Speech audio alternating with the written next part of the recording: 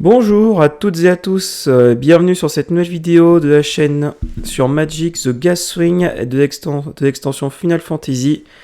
Bienvenue aux magiciens, bienvenue chez Prof Valou. Donc aujourd'hui je vous propose des améliorations des 4 decks commandeurs de Magic The Gathering sur Final Fantasy. Je me suis imposé une certaine contrainte pour ces améliorations, c'est de n'utiliser que des cartes de l'extension Final Fantasy. Étant donné que ce sont des decks qui sont alliés à cette extension, je trouvais ça intéressant de vous proposer des améliorations en respectant en fait l'univers de Final Fantasy. Donc vous allez avoir dans cette vidéo des propositions pour les 4 decks concernant les améliorations. Donc on va partir sur les 4 decks, donc en partant des généraux suivants. Donc Tidus, Cloud, Y'shtola et Terra. Donc des vidéos que j'avais faites dernièrement sur ces decks. Donc j'avais déjà proposé certaines améliorations pour ces decks-là, mais ici on va se concentrer uniquement sur l'extension Final Fantasy. On va tout de suite commencer par le deck Naya de Cloud. Donc pour le deck Naya de Cloud, on a énormément de cartes qui peuvent être intégrées au deck. Les deux premières cartes que je propose sont deux créatures qui permettent d'interagir avec les équipements. Donc Cloud, mercenaire de Midgar, qui permet d'aller tuto un équipement et de déclencher les triggers des équipements une fois de plus quand ils sont équipés sur lui. Donc très bonne carte, un tuteur qui permet en plus de déclencher encore les effets des équipements, c'est excellent. Firion qui lui va nous donner la cérité avec les créatures équipées, donc très bien pour Cloud par exemple, aussi qui a déjà la cérité mais pour les autres créatures. On a également aussi effet qui va nous permettre de réduire le coût d'équipement en créant des jetons d'équipement, donc excellente carte à intégrer au deck. On a ensuite Gilgamesh et le Cloud du Starter Pack qui sont d'excellents ajouts au deck. Évidemment, dans cette extension, on a aussi des cartes qui sont assez chères en mana, donc voilà, si vous améliorez les decks avec ces cartes-là, gardez à l'esprit que vous allez quand même rester sur des cartes qui vont être en lien avec la stratégie, mais attention, vous allez peut-être avoir une courbe de mana qui va être un peu élevée ou un peu plus haute que d'habitude, donc libre à vous de choisir ce que vous voulez mettre, ce ne sont que des propositions. Donc Gilgamesh et Cloud qui vous permettent d'interagir encore un peu plus avec les équipements. On a ensuite, Beat et les gants de Genji, donc Beat, Général Loyal, qui est une 4/4 vigilance du starter pack, donc excellente interaction qui permet au début du combat d'équiper nos créatures gratuitement. Le gant de Genji, qui est un équipement pour 5, qui sera très intéressant dans le pack. Alors équipement un peu cher, mais très utile également. On a également l'épée broyeuse, qui sera une épée liée à Cloud, donc l'épée de Cloud, donc un équipement aussi très intéressant ici. Alors évidemment, vous avez des mythiques et des rares, mais je propose également aussi des communes et des Zonko. Donc on a l'arme de paladin qui est un équipement qui donne la parade 1, donc un équipement qui donne de la protection à notre général, donc c'est plutôt intéressant. On a l'âme ultima, alors coûte très cher quand même, mais on a des éléments qui permettent de la mettre en jeu gratuitement ou tout simplement de l'équiper gratuitement, donc très intéressante. Et enfin, on a Giotto, roi des nains, qui nous permet de faire un petit draw discard à chaque fois qu'un équipement va arriver sur le champ de bataille, et qui a la double initiative, donc très bien pour nos équipements. Et on a Albert Steiner, qui lui est une 2/1 lien de vie, qui va gagner +1/+1 pour chaque équipement que l'on contrôle. Donc des petites créatures qui arrivent en début de partie, mais qui interagissent bien avec nos équipements. On a ensuite H, princesse de Damaska, pour 3, c'est une 3/2 qui fait que quand elle attaque, on va regarder les 5 cartes de la bibliothèque. Et on peut mettre une carte d'artefact parmi elles dans notre main. Donc excellent si on veut piocher des équipements. Donc évidemment c'est à l'attaque, c'est l'inconvénient de la carte, mais en imaginant qu'on est équipé avec un équipement intéressant, et nous permettra de remplir notre main avec un équipement à chaque attaque, ce qui est intéressant. Le foudre du jugement qui est un anti-bête en éphémère qui est pour 4 col 5 et qui ensuite va infliger X blessures au contrôleur de cette créature, X étant le nombre d'équipements que l'on contrôle. Donc ça peut quand même mettre des points à distance. Si on a 3, 4, 5 équipements, ça va faire 5 blessures à une créature, 5 blessures au joueur. C'est intéressant, c'est pas optimal, mais ça reste dans l'esprit de Final Fantasy. Et enfin, comme dernière carte, on a Kohan, le taureau d'Alamigo, qui donc a la parade égale à sa force. Donc très intéressant pour coller des points à distance si on veut le cibler. Et à chaque fois qu'il attaque, on peut lui attacher jusqu'à un équipement ciblé que l'on contrôle à une créature attaquante ciblée, donc pas forcément à lui, à une autre. Donc très intéressant. Donc voici les cartes que je propose comme amélioration du deck. Donc vous avez des zones co, des communes, des rares et des mythiques. Alors, libre à vous de le faire comme vous voulez, je rappelle, bien sûr, ce sont que des propositions. Je ne propose pas quelles sont les cartes que je retire du deck, parce que là, c'est libre à chacun. Il y a peut-être des cartes que vous allez forcément aimer, que vous dites non, ça j'ai envie de la garder dans le pack. Donc là, c'est libre à vous. Moi, je trouve simplement que les 14 cartes que je viens de vous présenter, je trouve qu'elles sont vraiment en lien avec la stratégie, et je pense que par rapport au deck, il y a quelques cartes qu'on pourra retirer pour mettre ça. On passe ensuite aux bandes avec Tidus. Donc là, je propose des améliorations suivantes. Alors, 2 gros sorts qui sont assez chers, c'est vrai, qui pourraient se dire, bon, ça rentre pas, mais vu que c'est avec des marqueurs, je me dis que ça peut être intéressant. Donc, on a l'invocation Bahamut et l'invocation Chevalier de la Table Ronde, qui sont des créatures, donc, et qui ont des marqueurs sur eux. Donc, c'est-à-dire qu'on pourra justement activer Proliférer avec Tidus dessus. On peut également déplacer les marqueurs, c'est-à-dire on peut enlever un marqueur Sapiens de l'invocation de Bahamut pour la mettre sur une autre créature, ce qui fait qu'il refera son premier effet. Pareil pour les chevaliers. Donc je trouve que c'est des cartes qui interagissent bien que général, mais qui sont quand même assez chères. Mais je les mets là en me disant que si vous voulez les mettre, je pense que c'est le pack où vous pouvez les mettre. Ensuite, je propose donc le cristal de la terre et Saz qui interagissent avec les marqueurs +1/+1. Le cristal de la terre, je le trouve très intéressant par rapport à ça, d'autant plus qu'il va réduire nos sorts verts, donc ce qui est intéressant. Et enfin Saz qui va nous permettre à la fois d'aller chercher une carte dans la bibliothèque, une carte de terrain, donc on va pouvoir ramper et en même temps générer des marqueurs et doubler ces marqueurs. Donc excellent dans la stratégie marqueur du deck Bant. Ensuite, quelques créatures, donc on a Aeris, pareil, qui va prendre des marqueurs +1 à chaque fois qu'on va gagner des points de vie, sachant qu'elle a lien de vie. Et quand elle meurt, on va mettre ces marqueurs sur une créature légendaire ciblée qu'on contrôle, x étant le nombre de marqueurs +1/+1 sur Aeris, donc on va déplacer ces marqueurs sur une créature légendaire. Une petite Unco, le chevaucheur de Chopouf, qui est un enchantement qui avec le touche terre, qui va nous permettre de mettre des marqueurs +1 sur une créature ciblée. Donc très bonne carte, et qui pour 7 va faire que ça devient une créature 7/7 en plus de ses autres types. Donc intéressant. Intéressant je trouve dans le pack, ça permet à la fois de générer du marqueur à chaque terrain qui arrive en jeu. Donc très intéressant avec Saz par exemple. Je propose ensuite 2 Unco, donc Omega Arcadiac. Donc pour 7, c'est une 8/8 qui, quand elle arrive en jeu, va mettre des marqueurs étourdissement et autant qu'il y a de... Et on va gagner des points de vie ensuite. Donc très intéressant. Donc avec un effet d'arrivée en jeu, donc pourquoi pas si jamais on a la possibilité de le faire blinker.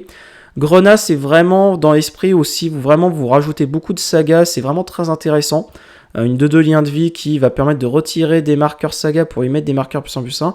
Donc là, on voit très clairement l'intérêt dans le pack. Donc je trouve que c'est intéressant si vous optimisez le deck côté saga. Donc ce qui est intéressant.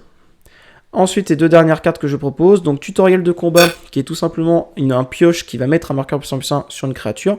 Donc intéressant. Et l'invulnérabilité magique, qui est tout simplement un sort de protection qui... va tout simplement nous donner la défense talismanique à une créature et la dégager. Je trouvais ça intéressant, même si elle ne gagne que +1/+1 et que c'est pas un marqueur, mais c'est un sort de protection qui, je trouve, dans le deck était intéressant à rajouter. Ensuite, on passe au deck Mardu, qui lui aussi possède pas mal de cartes. Donc je propose Garland, Chevalier de Cornelia et Jidan, qui sont 2 créatures qui ont une force de 3, donc qui peut être réanimé avec Terra. Garland qui va faire un surveil 1 à chaque fois qu'on va jouer à un sort non créature, et Jidan qui va nous permettre de prendre le contrôle d'une créature adverse sur ce tour, et de pouvoir aussi faire une phase d'attaque, ou simplement enlever une carte par exemple, donc très intéressant. Ensuite, je propose également le renfort de la Shinra et Rufus Shinra, donc pour l'instant c'est des cartes communes Unco qui ont là aussi une force de 3 ou moins. Donc Rufus de la Shinra qui va tout simplement arriver avec une créature 2/2 légendaire autrichien, donc très intéressant. Et le renfort de la Shinra qui, quand elle va arriver, va nous meuler 3 cartes, donc très intéressant pour réanimer par la suite. Et on va gagner 3 points de vie, ce qui est d'autant plus intéressant. Ensuite, je propose également l'invocation de Chevalier à table ronde et Joshua. Donc l'invocation, excellent, c'est une 3/3, donc on peut la réanimer avec Terra directement au jeu, donc très intéressant. Et Joshua qui est une 3 cartes qui va nous permettre de défausser, piocher, de l'exiler pour ensuite remettre des cartes, d'infliger des blessures de combat, d'infliger des blessures et de réanimer des créatures également. Donc très intéressant, pour moi Joshua c'est vraiment une carte à mettre dans le pack, si jamais vous voulez prendre ce pack. Ensuite, on a Dion aussi, que je trouve très très bonne carte. À chaque fois qu'il va être animé, il va nous faire un token de 2. Donc très intéressant. Et l'invocation Cerbère va nous faire un surveil 1. Donc très intéressant. Là, vraiment, on voit très clairement que là, dans l'édition, on a vraiment beaucoup de cartes qui qui ont une force de 3 ou moins. Donc vraiment, comme je disais, le problème de Terra, c'est qu'on n'a pas assez de cartes à 3 ou moins en termes de force. Là, on a vraiment des bonnes cartes qui rentrent dans le deck et qui ont une très très bonne synergie. Donc ça, c'est vraiment à ne pas négliger. Ensuite, 2 cartes qui pour moi sont excellentes dans le pack.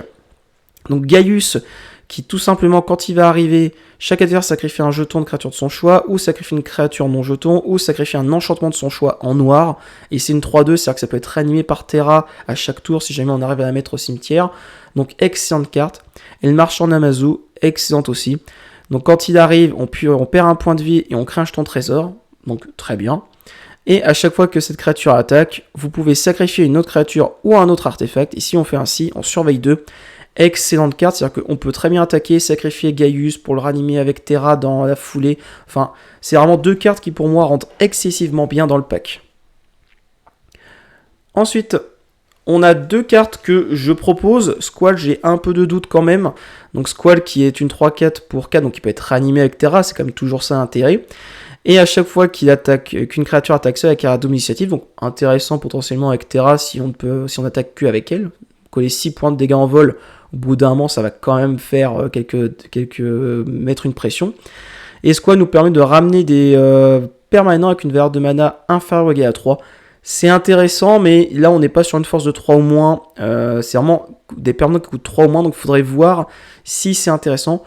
Notez mine de rien que si Terra tombe au cimetière suite à un anti-bet, Squall peut permettre de la réanimer. Donc ce n'est pas négligeable non plus de ce point de vue là. Ensuite, une autre petite carte, donc Gratia, pour 5, c'est une 3-5 portée, donc toujours réanimable avec Terra, c'est vraiment l'objectif du deck. Et à chaque fois qu'au moins une autre créature et au moins un autre artefact que vous contrôlez meurt, piochez une carte. Donc là, c'est l'intérêt de se dire, bah voilà, j'ai des créatures que je vais réanimer, il y en a certaines que je vais pouvoir sacrifier sur certains effets, ou alors qui vont simplement s'empaler sur une phase d'attaque adverse ou sur une phase de bloc, et bah je vais quand même piocher une carte. Donc intéressant, une carte qui fait générer un peu de value. Et donc on a terminé pour la partie Mardu. Et donc le dernier deck, donc le deck Esper. Donc là je propose ces 2 cartes. Donc Ultima qui est une Vrasse, voilà, dans le deck Esper, je trouve que c'est intéressant d'en mettre une. Parce que bah on est quand même sur un deck qui peut être lent, donc je pense que c'est intéressant de mettre une Vrasse en plus. Souvenir Résurgent, bah tout simplement c'est un flashback pour 7, ça permet de mettre des cartes dans sa main. Et ça déclenche l'effet d'Istola, le fait que c'est un sort qui coûte 3 ou plus. Et qui peut se rejouer depuis le cimetière, donc c'est très intéressant. On a également Kittis qui va nous permettre de rejouer un sort d'effet de rituel depuis notre cimetière, ou d'un cimetière, je crois, oui, d'un cimetière. Donc excellent pour pouvoir refaire la capacité d'Ishtola. L'Obscur Confident, je trouve ça intéressant parce que même si on perd des points de vie, Ishtola, elle, nous en fait gagner. Donc et puis l'Obscur Confident déclenche la capacité d'Ishtola. Donc très intéressant, hein, si jamais on révèle une carte qui coûte 4, on perd donc 4 points de vie, donc on aura déjà déclenché l'effet d'Ishtola, et donc on piochera une carte à la fin du tour. Donc, et en même temps, si on joue des sorts dans le tour, on va gagner des points de vie. Donc je trouve que l'Obscur Confident est une excellente carte pour ce pack. Ensuite, on a Élu du Cristal et Cristal des Ténèbres. Donc Élu du Cristal, c'est un gros sort à 7 qui va nous générer 4 créatures et mettre des marqueurs puissants sur chaque créature que l'on contrôle. Là, l'idée, c'est vraiment d'avoir un gros sort pour pouvoir générer du board et avoir un peu de bloqueur. Alors, c'est pas forcément l'idéal, mais je trouve que c'était intéressant. Ensuite, Cristal des Ténèbres, ça, c'est une gestion de cimetière très intéressant. On va à la fois réduire nos sorts de mana noire et on va exiler les créatures qui devraient mourir. Et pour 6, on peut rejouer des créatures exilées par le cristal. Donc c'est intéressant dans l'idée de gérer un peu les côtés cimetière. Donc là, une excellente carte contre Terra, par exemple. Ensuite, on a l'assaut des mages noirs et la mission de sauvetage des Iris, donc des cartes communes. Donc l'assaut des mages noirs que je trouve être une excellente carte, parce que ça déclenche capacité d'Ishtola. On va demander à un adversaire cible de sacrifier une créature de son choix. Et on va créer un petit token sorcier qui fait qu'à chaque fois qu'on va lancer un sort de créature, il va infliger une blessure à chaque adversaire. Donc je trouve ça très intéressant. Mission de sauvetage d'Iris. Soit on génère du board, soit on engage jusqu'à 3 créatures, on met un marqueur à tourisme mention. Donc en gros on va faire un peu de tempo et de bloqueur pour avancer en stratégie tout en faisant pour 4 perdre des points de vie aux adversaires et en gagner. Donc un peu l'idée là c'est de proposer des bloqueurs pour avancer vers sa fin de partie, jouer pas mal de sorts et ainsi pouvoir générer beaucoup de dégâts à distance. Les 2 dernières cartes sont 2 cartes bleues, donc éjection pour 4, c'est un éphémère qui fait que ce sort ne peut pas être contrecarré. On renvoie permanente un civil d'avance propriétaire, on pioche une carte. Voilà, donc je trouve ça très intéressant. Que ce soit un contrat, que ce soit une gestion où en fait on peut cibler nos permanents également. Et on peut sauver Y'shtola, on peut aussi renvoyer une créature adverse, un gros jeton par exemple. Et Track de la Chimère, donc ça va nous générer du board et ça le flashback. Donc voilà, toujours l'idée étant de pouvoir générer des bloqueurs et en même temps jouer des sorts qui coûtent 3 ou plus afin de déclencher la capacité d'Yshtola. Alors, ça en est fini pour ces 4 améliorations de deck Commander. Donc, à la lecture de ces 4 améliorations, je vous mets en avant les 2 decks qui pour moi trouvent le plus d'intérêt dans l'extension. Donc pour moi, le premier deck qui trouve le plus d'intérêt dans l'extension, c'est Terra, qui a vraiment énormément de cartes qui rentrent bien dans sa stratégie. Je trouve même qu'en fait, on pourrait limite ne pas inclure d'autres cartes venant de d'autres extensions, parce que je trouve que Terra, dans l'extension Final Fantasy, il y a vraiment des cartes qui rentrent très très bien, qui coûtent 3 ou qui ont un coût de mana de... Enfin, qui ont une force de 3 ou moins, qui rentrent bien, qui meulent. Vous voyez, par exemple, les améliorations, c'est où j'en ai eu le plus. Hein, j'en ai eu jusqu'à 12 à 14 pour ce deck. Donc, vraiment, si vous prenez ce pack et que vous voulez rester dans l'esprit Final Fantasy, vous pouvez faire un deck, à mon avis, qui sera compétitif en fonction de votre cercle d'amis, mais qui sera très agréable à jouer, je pense. Et là, vous serez vraiment full univers Final Fantasy. Et le deuxième pack, c'est Cloud, que je trouve aussi très très bien garni, avec beaucoup de cartes en interaction avec les équipements, des bons équipements à rajouter, mine de rien. Donc je trouve que ce sont les 2 packs qui trouvent le plus d'intérêt si vous voulez conserver l'esprit Final Fantasy. C'est-à-dire que je pense que ces 2 decks, vous les achetez, vous les améliorez avec les cartes de Final Fantasy, à mon avis, vous aurez un deck qui sera très bien équilibré. Alors, qui ne sera pas d'un niveau compétitif, à mon avis, de fou. Mais par contre, je pense que si vous voulez jouer entre amis en vous disant bah on se met cette contrainte-là, on achète ces packs et on les améliore avec les cartes de l'extension, je pense que ces 2 decks-là ont le mieux à gagner, ce qui n'est pas plus mal parce qu'on a vu que le deck Bant de Tidus était très fort déjà dans sa construction, donc c'est pas mal aussi qu'il n'y ait pas grand-chose à rajouter dans le deck Tidus. Donc je trouve qu'avec les améliorations de ces 2 decks, on peut arriver à concurrencer le deck Tidus adverse. Par exemple, je trouve simplement que des 4 packs, je dirais que le Tidus est celui qui a le moins besoin d'amélioration. Terra et Cloud ont le plus d'améliorations possibles intéressantes, donc ça c'est très bien.